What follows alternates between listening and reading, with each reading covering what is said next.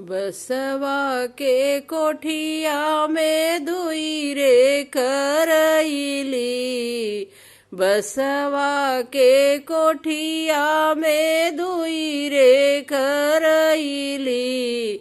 एक कहीन एक बांसरे ललनवा। अरे एक कहीन एक बांसरे ललनवा। माई के कोखिया में दुई रे बालकवा। माई के कोखिया में दुई रे बालकवा। रे एक बहिन एक भाई रे ललनवा। अरे एक बहिन एक भाई रे ललनवा। माई कहली बेटी नियरे बियाहबे। माई कहली बेटी नियरे बियाहबे। बाबा कहल दूर देश रे ललनवा। अरे बाबा कहल दूर देश रे ललनवा। भैया कहल बहिनी काशी बियाहबे। भैया कहल बहिनी काशी बियाहबे। अरे नीति उठी करया स्नान रे ललनवा। अरे नीति उठी करया स्नान रे ललनवा।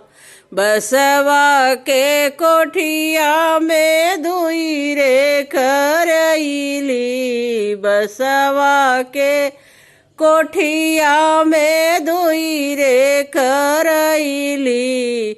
एक कहीन एक बांसरे ललनवा।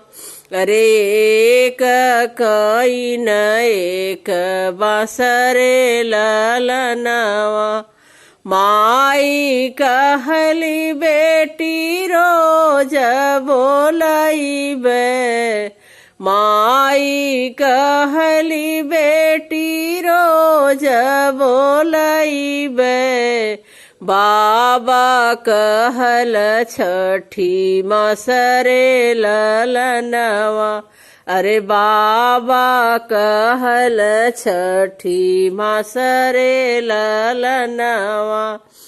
भैया कहल बहिनी बियाहे गवने। भैया कहल बहिनी बियाहे गवने। भौजी कहली कवन काम रे ललनवा। अरे भाभी कहली कवन काम रे ललनवा। बसवा के कोठिया में दुई रे करैली। बसवा के कोठिया में दुई रे करैली। एक कहीन एक बांसरे ललनवा। अरे एक कहीन एक बांसरे ललनवा। माई के रोवाले डूबला अंगनवा। माई के रोवाले डूबला अंगनवा। बाबा के रोवाले दुआर रे ललनवा। अरे बाबा के रोवाले दुआर रे ललनवा। भैया के रोवाले भिजलाया चरवा। भैया के रोवाले भिजलाया चरवा। अरे भाभी कहली कब जाई रे ललनवा।